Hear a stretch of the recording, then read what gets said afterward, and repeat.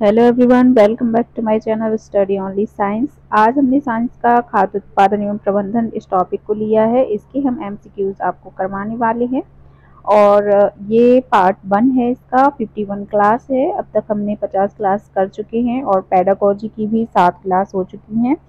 तो अगर आपने वो क्लासेस नहीं देखी हैं तो आप मेरे यूट्यूब चैनल पे जाके देख सकते हैं। लिंक आपको डिस्क्रिप्शन में मिल जाएगा, प्लेलिस्ट भी। ठीक है, तो चलिए शुरू करते हैं आज का पहला प्रश्न। पर शुरू करने से पहले आप लोग वीडियो को लाइक कर दीजिए और अपने साथी दोस्तों के साथ शेयर कर दीजिए। तो आज का हमारा पहला प्रश्न है, जब एक ही किस्म के पौधे किसी स्थान पर बड़े पैमाने पर नियमित रूप से उगाए जाते हैं तो उसे क्या कहते हैं? ठीक है, तो उसे क्या कहते हैं? वो कहलाती है फसल। ठीक है, फसल इसका राइट आंसर हो जाएगा। अगला प्रश्न है, जंतुओं द्वारा प्राप्त खाद्य पदार्थ है। जंतुओं के द्वारा खाद्य पदार्थ इनमें से कौन सा हो जाएगा? तो जंतु जो है उनसे हमें मिलता है शहद, यानी मधुमक्खी से हमें शहद प्राप्त होता है। बाकी फसलें हैं जो उगाई जाती हैं। ठीक है, अगला प्रश्न है, दानों को भूसे से अलग करना कहलाता है। दानों को जब भूसे से अलग किया जाता है तो उस प्रक्रिया को कहते हैं थ्रेसिंग। ठीक है, अगला प्रश्न दिया है, मिट्टी को उलटने पलटने पर पोला करने की प्रक्रिया कहलाती है। जब मिट्टी को उलटने पलटने और पोला करते हैं तो वह प्रक्रिया क्या कहलाएगी? वह कहलाती है जुताई। ठीक है, सभी जानते होंगे। अगला प्रश्न है, ग्रीष्म ऋतु में लगाई जाने वाली फसल है। तो ग्रीष्म ऋतु में जो फसल लगाई जाती है यानी कि गर्मी के सीजन में, तो उसे हम क्या कहेंगे? तो ग्रीष्म ऋतु की फसल जो होती है वो जायद की फसल कहलाती है। कौन सी? जायद फसल। अगला प्रश्न दिया है, रबी फसल का उदाहरण है।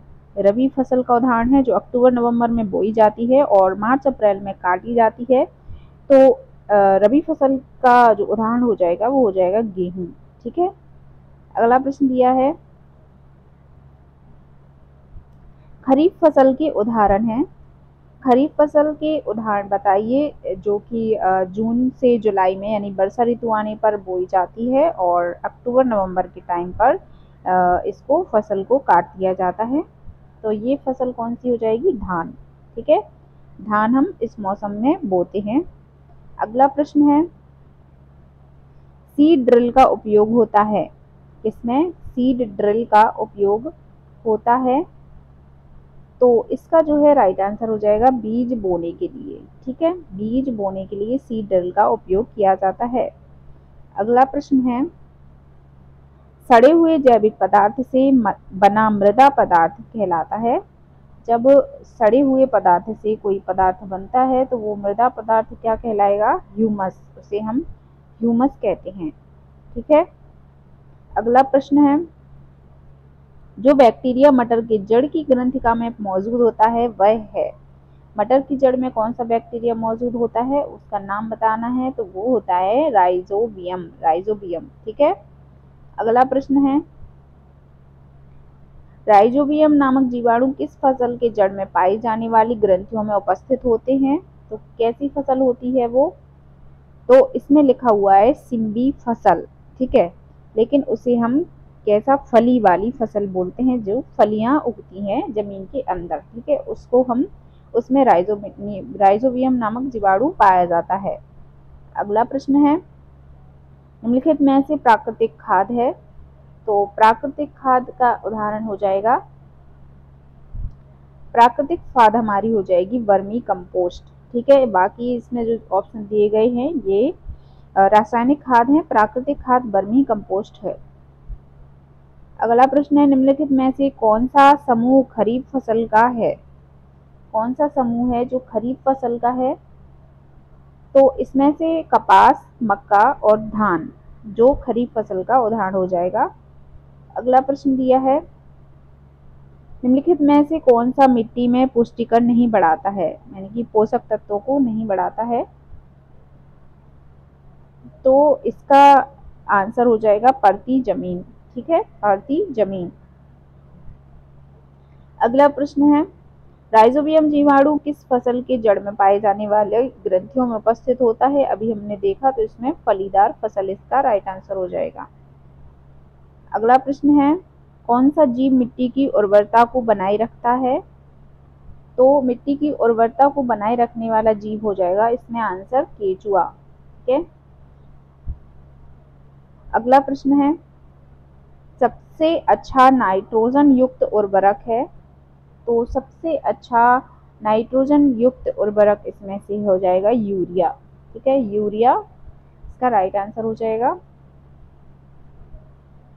अगला प्रश्न है 18वां, प्रायः किस जीव को किसान का अच्छा मित्र कहा जाता है? किस जीव को किसान का अच्छा मित्र कहते हैं? तो इसका जो है राइट आंसर हमारा हो जाएगा केचुआ। ठीक है, ये किसान के अच्छे मित्र होते हैं। अगला प्रश्न है, खेत में मिट्टी के बड़े ढेलों को तोड़ा जाता है किसके माध्यम से? बड़ी ढेलों को जो तोड़ने की प्रक्रिया है वो तोड़ा जाता है किससे? तो पाटल इसका राइट आंसर हो जाएगा। अगला प्रश्न है, बाग बगीचों में पानी देने का सर्वोत्तम तरीका कौन सा है? तो इसका आंसर हो जाएगा ड्रिप विधि। ड्रिप विधि सर्वोत्तम तरीका हो जाएगा बाग बगीचों में पानी देने का। अगला प्रश्न है, कौन सा एक खरपतवार नाशी है? खरपतवार नाशी का उदाहरण इसमें से 2,4-D हो जाएगा राइट आंसर। अगला प्रश्न है, खरपतवार नाशी का छिड़काव किया जाता है? तो खरपतवार नाशी का छिड़काव क्यों किया जाता है? इसका आंसर बताना है। इसमें आंसर हो जाएगा खरपतवार के पुष्पन व बीज बनने से पहले किया जाता है। अगला प्रश्न है, विटामिन डी सर्वाधिक होता है? तो विटामिन डी सर्वाधिक पाया जाता है कॉड मछली के लीवर तेल में। अगला प्रश्न है, खरपतवार क्या होते हैं? तो खरपतवार इसका आंसर बताना है कि खरपतवार जो है वो क्या होते हैं? तो वो ये होते हैं कि फसलों के साथ उगे अवांछित पौधे। जब फसल उगाते हैं तो उनके साथ कई अन्य प्रकार के छोटे छोटे पौधे उगाते हैं, उन्हें खरपतवार कहते हैं। अगला प्रश्न दिया है आज का आखिरी प्रश्न, जल धारण क्षमता इनमें से किसका गुण है? जल धारण करने की क्षमता इनमें से किसका गुण है? तो ये हो जाएगा मृदा का। ठीक है, मिट्टी का जल धारण करने की क्षमता मिट्टी में होती है। तो गाइज ये थे आज के 25 प्रश्न जो मैंने आप लोगों को करवाए हैं और ये वेरी इंपॉर्टेंट प्रश्न है। इसके आगे के प्रश्न मैं अगले पार्ट में लेकर आऊंगी, तो हमारे साथ बने रहिए। मिलते हैं अगले वीडियो के साथ, तब तक के लिए सभी को गुड नाइट, टेक केयर।